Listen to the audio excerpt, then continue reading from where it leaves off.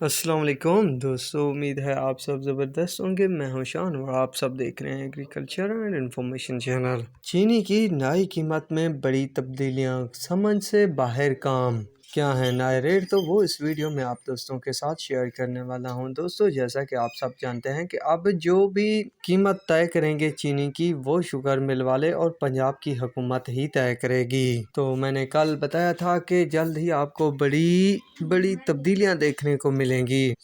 वैसे हुआ कि बड़ी तब्दीली भी देखने को मिली। अब क्या पोजीशन है, तो उस पर बात करते हैं। तो दोस्तों, मैं आपको बताता चलूं कि आज जो हुआ वो यूं हुआ कि शाहता शुगर मिल के रेट में 500 रुपये की कमी हुई। बाकी जो शुगर मिलें थी उनके रेट में हल्का फुल्का मंदा देखने को मिला।